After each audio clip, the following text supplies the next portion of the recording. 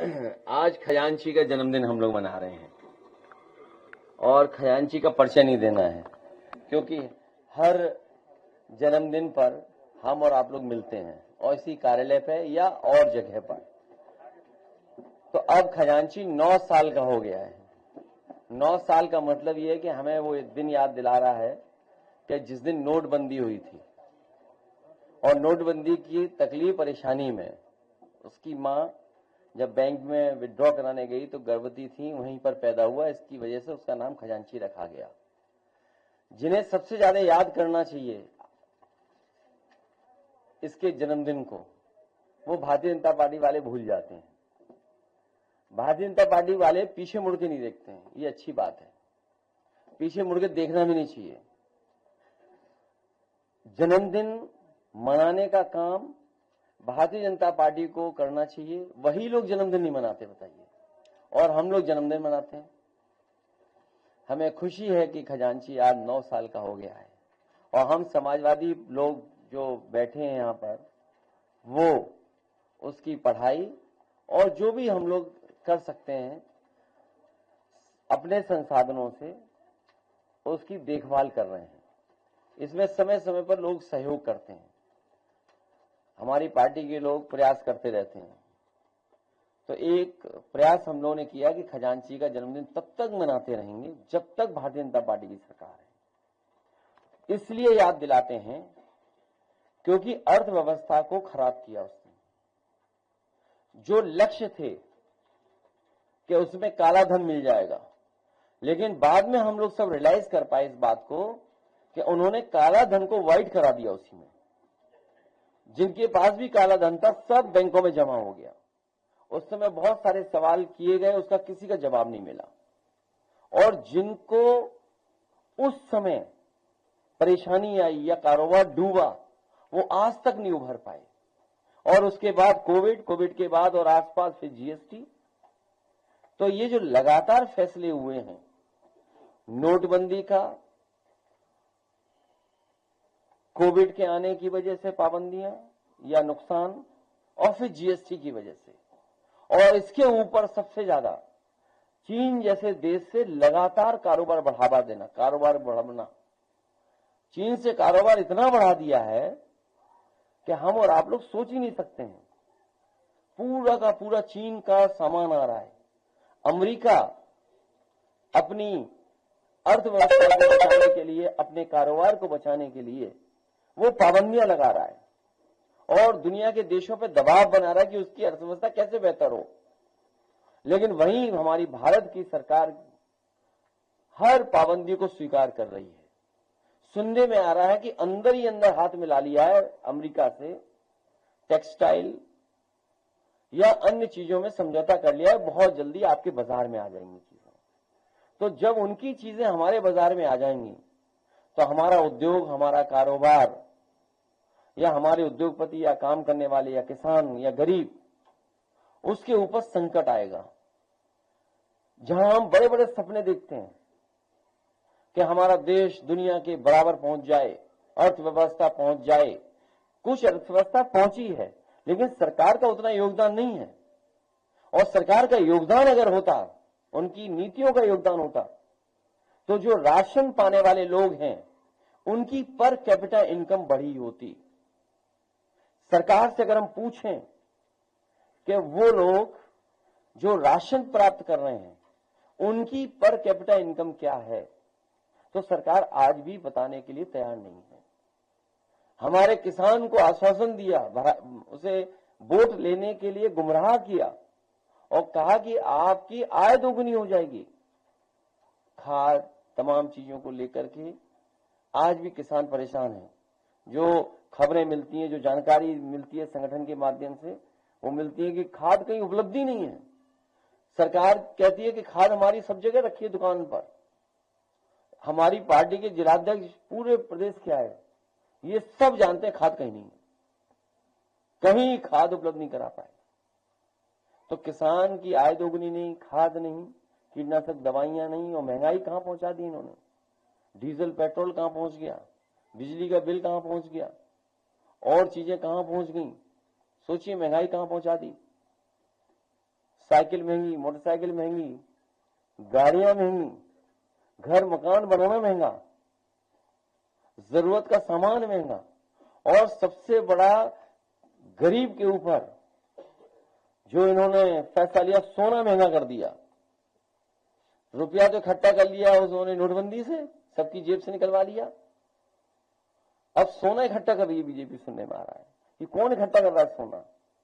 मुझे तो ये लगता है कि सोना कहीं इकट्ठा हो रहा है, उसी की वजह से सोना महंगा हो रहा है। कोई गरीब परिवार अपनी बेटी परिवार के शादी में एक छोटी सी भी चीज नहीं दे सकता है। सबसे छोटी चीज भी अगर कोई है, नाक में पहनने वाली, वो भी नहीं खरीद सकता, इतना महंगा सोना हो गया। सोचिए सोना कहां पहुंचा दिया।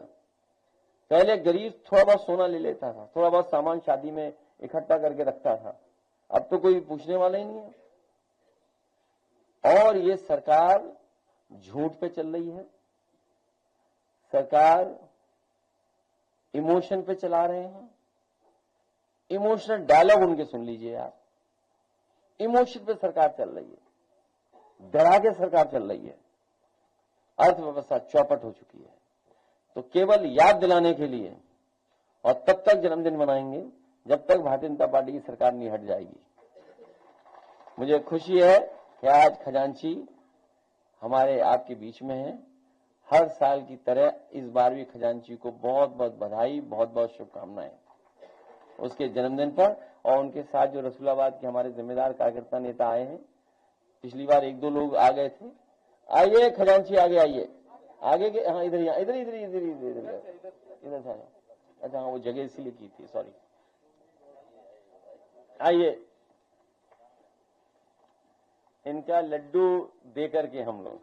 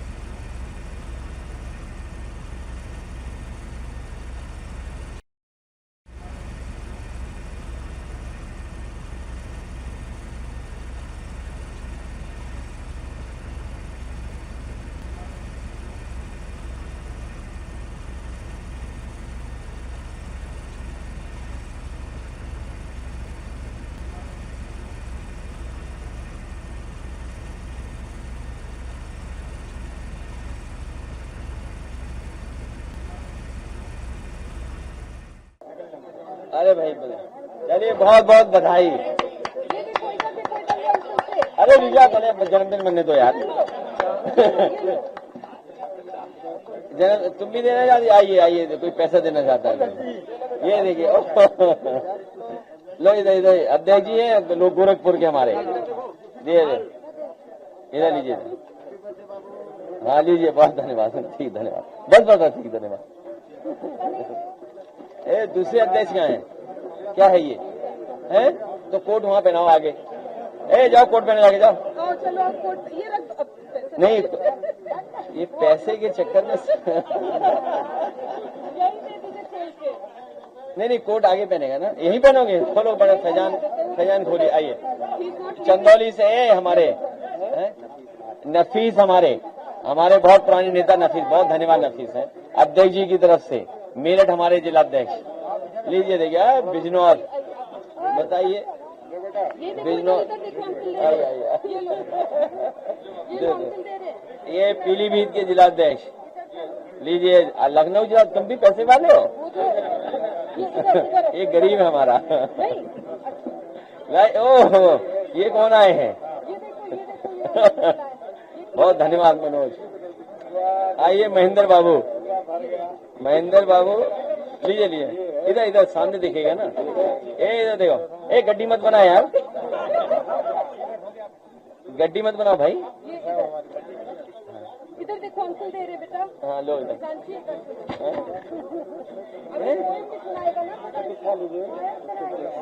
अभी रुक जाइए।